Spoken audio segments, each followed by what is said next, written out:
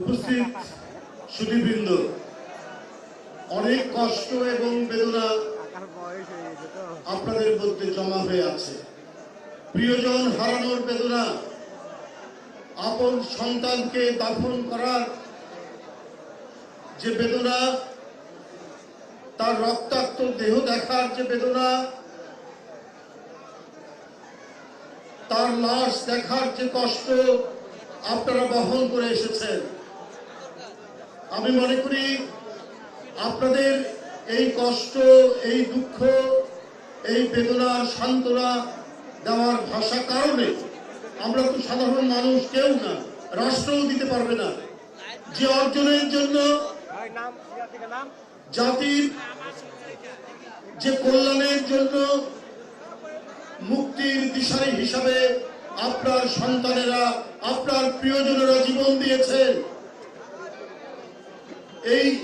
এই আত্মহুতি এবং তাদের দেহের যে অংশ তাদের কাছ থেকে বিচ্ছিন্ন হয়ে গেছে, পঙ্গু হয়েছে, এই দান, এই অবদান আমরা কি করে এটার প্রতিদান দিব?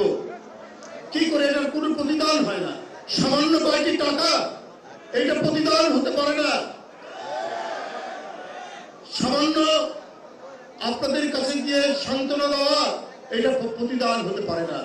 কিন্তু আমি এইটুকু বলবো আপনাদের কাছে, আপনাদের প্রতিটি মুহূর্ত, আপনাদের প্রতিটি মর্ম জ্বালা, আপনাদের বেদনা, আপনাদের আরতি, আপনাদের বাড়িতে বাড়িতে যে মর্সিয়া, এই প্রত্যেকটির সাথে বিএনপি এবং তার চেয়ারম্যান সব সময়ের জন্য নিবিড়ভাবে সংশ্লিষ্ট রয়েছে। এটাই সবচেয়ে বড় বিষয়। ফ্যালকন অ্যালুমিনিয়াম মাল্টিলেয়ার অ্যানোডাইজড হওয়ায় সম্পূর্ণ স্ক্র্যাচ প্রুফ। ফ্যালকন অ্যালুমিনিয়াম, এটাই সবচাইতে, আমি মনে করি সবচাইতে কাছে থাকা, সবচাইতে বড় কাজ। আমি আমার ভাবি সামান্য মানুষ, আমি আমার কথা দিয়ে, আমি আমার শব্দমালা দিয়ে আমি আপনাদের সান্ত্বনা দিতে পারবো না, আপনাদের মহিমামণ্ডিত করতে পারবো না।